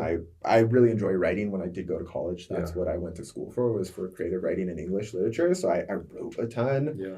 And I just finally was like, man, I could cut the tough guy shit out. Like, Zoe told me once, she's like, what's actually being badass, Urban? Like, on picture, you work on a helicopter, you work for Oakland, you do this badass shit. But she's like, isn't it so much more badass to be like doing that and have a sensitive, open, vulnerable conversation? Yeah. Isn't it badass to be that dude who's strong and super tough, but can also like cry when he watches The Notebook? Yeah. What scene? Right? Dude, I remember I watched that movie with her and I'd never seen it, and I was just... It's a really good movie. It's so good. Like it is a good movie. Boiling pot, I'm just literally like ready just to flexing explode. the whole time. Rebuilding the house, he just... Dude! And so... What?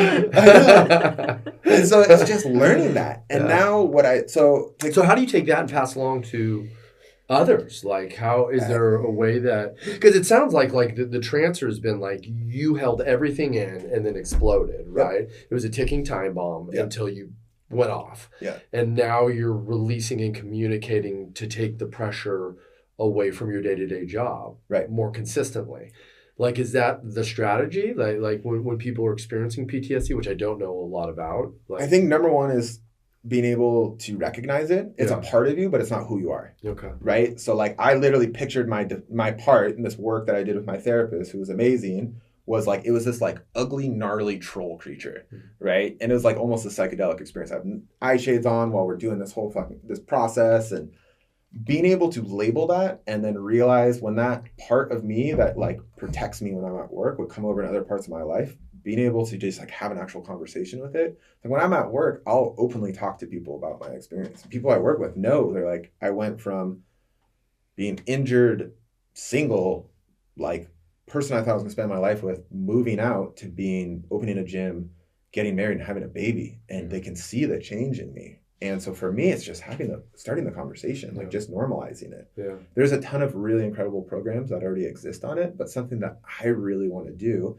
is bring my love for fitness, my love for like emotional health now, which has come from meditation practices, cold plunge, heat therapy, like bringing that full spectrum approach into helping people live better. Yeah. Because so many people at work, it's become a lot better with people wanting to talk about it. But you go to a lot of firehouses still, and it's like old school. Oh, it's just it's a bunch of dudes being dudes. You know. And I work in a really diverse area where I work with like people from every gender and race, color, background, which is really wonderful. But it's still like you got to put this certain front on because you got to do it to do the job. Mm-hmm. So number one is just talking about it, and then for me, it's been systems. Like the book Atomic Habits, like I talk about it all the time. Yeah. I think everyone should read it once a year. Like, it rocked my world because creating a system that you can fall back on when you feel shitty. Yeah. You know, so for me, mine's my morning routine. Like, there's like a famous speech about systems making your bed, you know? Yeah, structure. So every morning I do this thing. I wake up, I put the hot water on, I drink a glass of water, and then I go take a cold shower, then I make my bed. And I do it every day. Yeah. And it's these little things. And what I've noticed is you can influence people at work, at the job when I'm there. Like, I shop before I go to work. I get all organic food. Yeah. I come up with good menus. I write workouts, always invite people to join me. And then that starts the conversation for something bigger. Totally. You know, so I think it really comes from showing that, like, you can, being positive, number one. I think in the fire service and then in general, in whole, we actually really do this a lot at our gym when people will start being like, that workout sucked.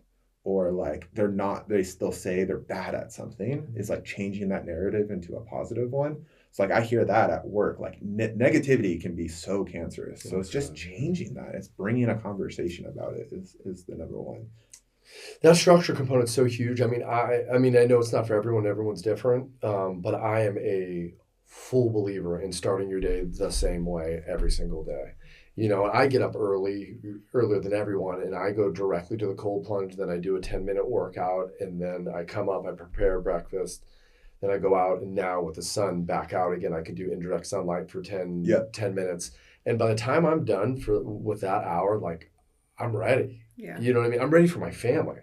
Yeah. It is for me, but it's also for like the people around you, right? It's like 100%. Getting in the right space for the people around you. So when they get up, they're getting the best of you, you know, and some people need more, you know, and some people need less. But I think it's an amazing thing. And it seems like the evolution of where you've gone in a short period of time, right? We're not talking a decade. Right. Like we're talking 2 years ago, Kyle and Anna got married, right? Yeah. 3 years, whenever, you know, to now, it's cool to see, man. It's cool to see you be open about it. It's cool to see you be open to talk about it. You know, the people that are, you know, you look at you, you're this big muscular guy with tattoos, you know what I mean? They're like, oh, it's another meathead. And then, but the openness and the sensitivity that you put out that other people, it's going to affect hundreds, but even if it affects one person at your gym in your life, man, good work. Yeah, thank you. I appreciate it. And honestly, it's been so, I mean, Zoe's just been the sweetest, most supportive I can imagine. Partner. Because, like, I used to say, a big thing that keyed me into being like, oh, man, I got to change. And I'm so stubborn. Yeah. And it's like, if it's not my way, it's not right. Yeah. You know? And I can relate. I remember telling Zoe, I'm like, man, I can't, like, thank you for saying, like, I would never want to date me. Yeah. And then actually heard me say, like, I wouldn't want to date me. I'm like, oh, that's not good. Yeah. Like, I should want to date myself, you know? Like, so that was a big moment to be like, man, learn how to admit you're wrong. Like, learn how to cry again. Learn how to just be a good communicator. Like, I think for men especially, there's just, we are given so many accolades on how much money we make, how good we look. Like, guys will talk to me like, oh man, you're jacked. Like, oh, that's so cool. And that's like something I almost try to hide. Like, oh, I wear bigger t-shirts on purpose, or like whatever it is, because I don't want to be seen for that. Like, and it sounds so corny, like true strength comes from within. But like it does. Emotional health is so important, you know, and if you look good but you feel terrible, like that's not fun. And we're already, No, go. I just think we're already starting to attract that into our gym at the barn, because it's easy to judge Urban by the way he looks, that he's just a macho man. Yeah. But men are already starting to realize that he is this like fun-loving, sensitive guy who's willing to go deeper. Yeah.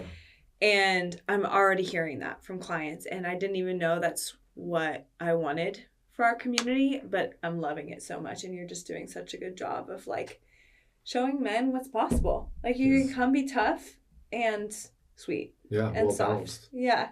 And I do think that's something that's like really important, because like I love being a dude.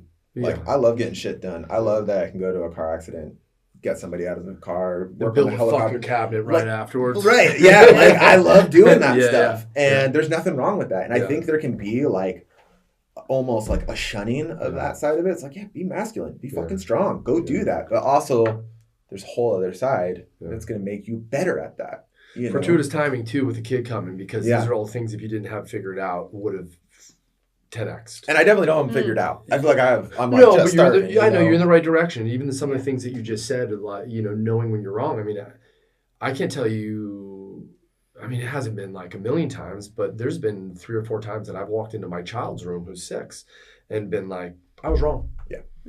And it's the best thing he could hear in that situation, where no, the parent isn't always right. I make mistakes. You know, I can lose my shit sometimes, you know, like, and to go in to admit either to your wife or your husband or your kid that like, yeah, I did that in the moment and I thought about it and it wasn't cool. Like the respect that you get from your community and the people at work and your partner, it's unbelievable. Yeah. I think that's a newer concept, repair. Oh, God, my dad never told me it's wrong growing up. No. Sorry, Dad, you're great. Yeah, but, that generation just didn't know. It wasn't, I mean, I mean, they also, their parents were Great Depression and wars. And, I mean, just so. But yes, it's important. I learned a lot from my brother. I had my brother on a podcast, you know, a couple weeks ago. He's a phenomenal parent and phenomenal communication with his kids, the trust, what they share. I never shared anything with my parents growing up. I told them I was sleeping at my buddy Dylan Bonnell's house, and I would not be at Dylan Bonnell's house, and I would be all over Marin doing God knows what, you know, and I'd come home and it would be all hide it, be secretive, no one can know. And, you know, his relationships with his kids are just, it's openness, you know what I mean? Like, to a point, right? There's a parent-child, you know, relationship and dynamic that you have to keep, but it also is like, hey, when you're going through the shit, or when you need to share something, or you have a bad day, or emotionally you're not there, come tell me. Yeah. Let's talk. And he has built that. And it's been a 17-year process with his daughter and 15-year process with his boy. And it's been a great example for me of trying to do that now. Even with my oldest, is like when he does something that's wrong and he knows it's wrong and I catch him, honesty, there still is going to be some consequence. But when you are truthful, that consequence is going to be minimalized. And when you hide it, that consequence is going to be maximized? Yeah, I'm making words up. Maximized. So that, it's a huge component, you know, of being a parent, being in relationships, you know, founded in truth. And it's all, you're figuring it out. I know there's work to do, but it sounds like the path has been laid down and set and you're walking it. And that's the most important component of being better. Yeah, it's really fun. And I still have bad days and days where I feel like I'm fucking up or I'm, you know, not good at it, which is hard because I don't like not being good at things. But I'll always go back to, like, we're on the same team and then I'm a work in progress. Yeah. And the most grounding thing now is, like, our son who's coming on, you know, like, in my head, I'm always like, oh, man, like, I just want to be a good role model for him. You know, like, this is the opportunity of a lifetime. Like, what kind of man do I want to be? Hear it all. Yeah. There's nothing they don't. I feel like he already hears it. Learn. Yeah, they see and hear it all. Whether they tell you or whether it's inside, whatever, they absorb it. Yeah. It's a constant check. Have you seen things you've done that you weren't aware of reflect back from one of the kids, and then that makes you like, oh, absolutely, I could be different in this way, or I could address that differently. 100%. Yeah. My oldest. My youngest is getting to an age at 5 now where I'll probably see it more, but my oldest for sure. Yeah.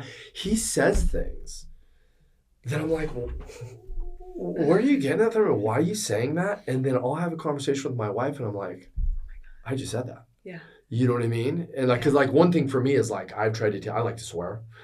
And I've totally taken that out of my vocabulary at home just because I don't want that to be replicated. But even when I talk about something, I'll be like, he's like, what do you want to do? I was like, oh, well, you know, let's go to like a deli or something. Now everything he says, I'll be like, well, what do you want to do? Is like, let's go play baseball or something. Yeah. Like just little like weird, they all absorb good and bad, you know?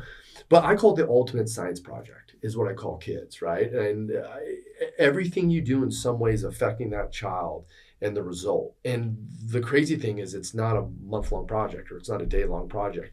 You don't really see the project for 18 years. You see it progress, but it's when they leave the house that you really is like, does the project work or no? You know, so it's a constant back and forth of testing new ideas and, you know, like even with like, you know, I believe that there should be consequences for certain things, but how do you instill those consequences? What do you back it up with? What's the conversations like? Do you check back in with them? Did they learn from it? Did you just get mad and say you can't watch TV because they did something you don't want to do? Or did they really comprehend what they did wrong? Like there's so many components to it. And I'll tell you what, from being a parent for 7 to 5 years, which isn't long, and this is a true statement, every night I take a shower. I know you guys want to know that. Every night I take a shower. Every single night I get in the shower, I reflect on how I was a parent that day. Every single night. There are a lot of days when I feel I wasn't a great parent. I don't know what people from the outside would say, right? What their standard is. My standard, I wasn't as best as I could be. And I try to make the adjustments for the wrong day. And there are days where you do that 2 or 3 times in a row. They're like, fuck, can I be a parent? Like, am I going to do it right? And then there's 4 or 5 days where you're like writing a book on this shit, right? Like, best parent ever, you know? So I think that constant reflection, like you do, and like you do, like we do with workouts, right? You do a workout, after the workout, okay, I did great in this part, but that part wasn't great. How do I do it more efficiently next? Right. You know, if you're constantly testing yourself and looking within to become better, I think there's nothing that's going to test that more than parenting. Because it's constantly learning as your child is evolving. it's not a fixed object. It's not a book, right? It's a person that has emotions, that's changing, that's getting older, that their emotions or hormones or whatever are evolving as you're kind of stagnant as an adult and you're not changing as much, right? So it's, you guys are going to be unbelievable at it. But I would say the constant reflection of every day at the same time. You talked about structure. Yeah. Every morning, every night, there should be a reflection point, I believe, as a parent of what you did right or wrong, how you could do it better. I love that. I take a shower every night, and now I'm going to think of you. and then I'm going to think about my kids, you know, and how I can be a better husband. But I do love that. That's like such a wonderful thing of like creating a set time to reflect on that. Yeah. I'll definitely. It's a non-negotiable, I think. Yeah. So that leads into the last question. 30 years from now, or 35 for you guys, let's say. I ask this to every podcast guest. You're sitting on a beach or in your backyard in your fruit orchard, you're drinking a margarita. In 35 years, what will define success to both of you? Well, it's a deep question, and I know that there's a lot to that, but at that moment, what will feel like a successful life, you know, if you've reached it in 35 years? Now that we have a kid on the way, I would say a kid who feels loved and confident in this world. And then just having like this impact of joy on people primarily, and then also inspiration in a way that they're like reflecting on being better, looking at how they can be better in a non-intimidating way, if that makes sense. Yeah. Like not because of jealousy or because I make them feel bad about where they're at, but just in a way that I'm like leading so that they're inspired and believing in themselves in a different way. So I would say like my impact on people in my community would be most important to me. Yeah. It's a very important factor. Yeah. Urban? I think I want to get to a place in my life where I feel like I can give more to everyone around me, to my community, my property, my wife, my kids, my family, friends, than I need for myself. And I think that will be success for me because I've put enough work on myself to get to the point where I feel that if I can end every day feeling happy, healthy, and full of love as an individual, I think I'll be able to give more than I ever need. And for me, that will be success, to give more because I feel grounded. Yeah. And so I think this continued just constant life of work, of working on me so I can show up everywhere else, I'll be stoked out. Yeah. I'll look like a wrinkled old bruise in my 70s. Yeah, I'm getting there. Yeah. I think that'll be a really good, impactful, successful life. Absolutely. Yeah, just give more than I ever take. Yeah. Well, you guys are two great people. I've respected you both independently for years and what you bring to the table and what you bring to the people around you. So keep doing what you're doing. I can only imagine the community you're building. I'll definitely be in there to check it out at some point. I'm so stoked that you guys have that as a release as well now to put your energy towards, because it's I can only imagine how much impact you're going to have on those human beings and as parents as well with your kid. But tell the people where they can reach you. Are you doing stuff independently? You got the Barn Sebastopol is the business. Are you doing stuff independently with coaching, with the hormonal balance, if I'm even saying that right? Yeah. So I do one-on-one coaching with people, men and women, but I would say that more women are drawn to what I do because of the specialty in hormonal health. I love working with fitness, but I love looking at the big picture and like, let's go deep. Let's talk about all the things and get you where you want to go. And how they find you, like what's the best way? Instagram, email, website? Yeah, I would say go to our website, thebarnfitnesscollective.com. All right. And email's on there, phone number is on there. You can reach me there. And then we also are at the Barn Fitness Collective on Instagram. Okay. Fun Instagram. We post our workouts, try to highlight our members. Nice. You can see what we're up to there. Do you do a blog? We're going to do a newsletter that's been smart. Honestly, that thing sucked my life for 10 years. Dude, it's been a blog every night. I did a blog every night. Wow. That would take me 30 minutes, 35 minutes. Yeah. Don't go that direction because it's a responsibility. Your newsletter, the Word Report, is what's inspired mine, though. Oh, nice. It's the best. It's hilarious. Oh, thank you. I learned something from it. Yeah, thank you. So it's really inspiring for like the kind of outline that we want to do for others. We just want to do a monthly newsletter. Newsletter's perfect. Yep. Because you could talk touch on all of it. Yeah, what's cool in fitness, what we're listening to, some good book recommendations, a recipe, that whole spectrum of it. I also take individual clients and then come jump in for a group fitness class. Yeah. We're at 2615 Gravenstein Highway South, 116 South. I drive by it every time I'm going to the Fern Bar for a cocktail. Yeah, exactly. We do on Sundays. We go to the bar like probably 3 times a that's awesome. The kids run around, get ice cream. Yeah. We'll go Fern Bar or whatever. It's just such a cool area. Fun. Yeah. Our logo is the big goat. That's the least. It's a cool logo. You probably won't know it's a gym when you see our logo, but you'll get to pet some baby goats. No way. If you come work out. Yeah. In-house? It's in-house next goats? door. Next door neighbors. Better. You don't have to take care of them. No, yeah. Well, great. Thank you guys for taking the time. Thanks, Pleasure to see both of you. Thanks, Mike. Good luck with everything. Yeah, super fun.